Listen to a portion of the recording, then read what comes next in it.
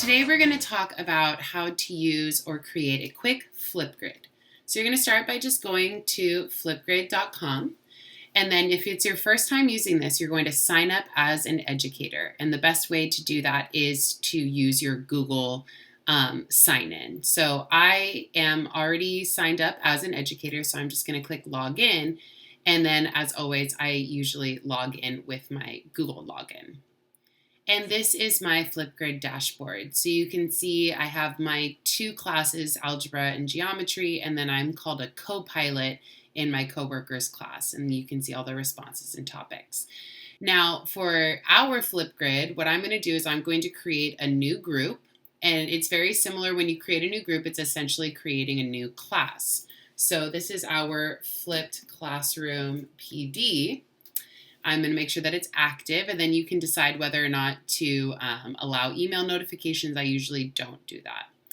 Now with permissions, it's up to you whether or not you want to add your students by email, username, or as most apps do, it can also sync with your Google Classroom. So I already have our flipped classroom, Google Classroom set in here. So now I can create this group. And it generates a link that I can now share. I can also click on student list and I will see all of the students who are currently in my Google Classroom.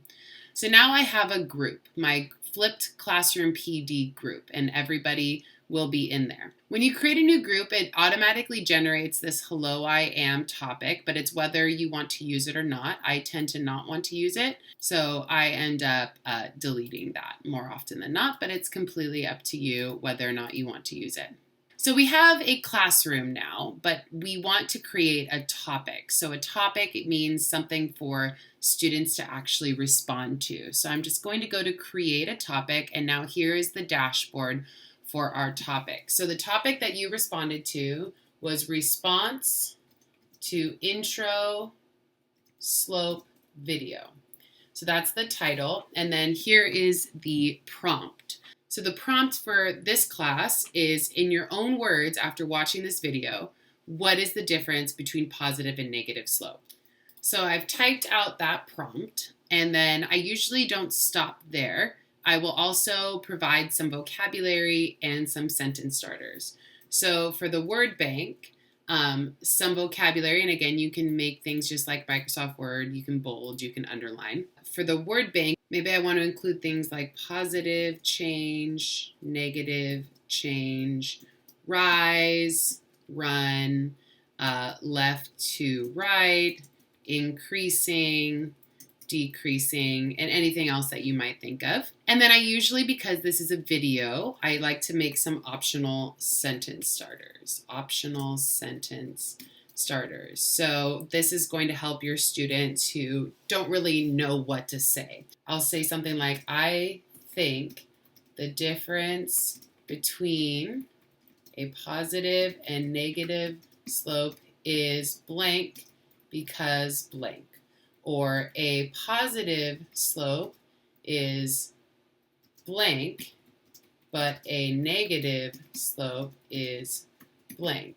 So these are just some very basic ones. Now you can also attach media. So since we do have a video, maybe I want to also attach that video. So I happen to have the video here, so I'm just going to copy that link. And I'm going to add that video. So now it will be an attachment so that if you missed it, or maybe you weren't sure what we were referring to, now you can see that as an attachment.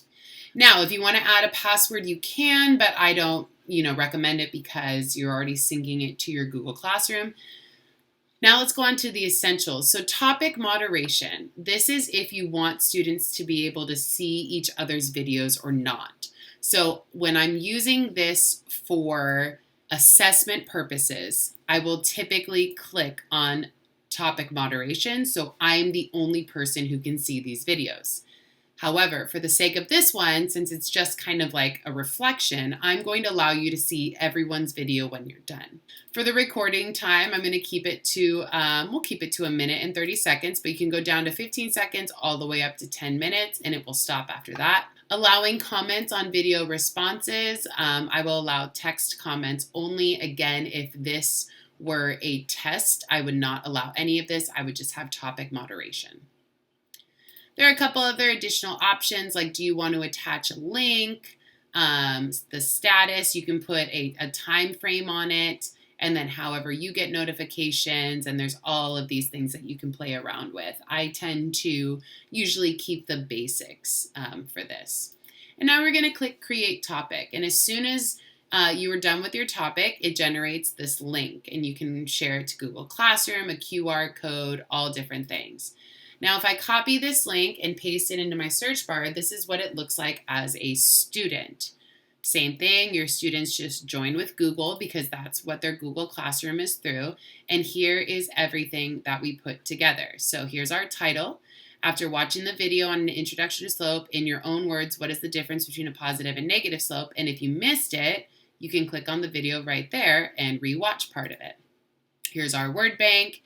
Here is our optional sentence starter. And when the kids are ready, they're going to click record a response. So what does it look like when you're done? Well, if we go back to the discussion, we go back to the home screen, I'll show you what it looks like when some of my students are done. So let's say I decide to go to Algebra 1, and I click on, this is their checkpoint from last week.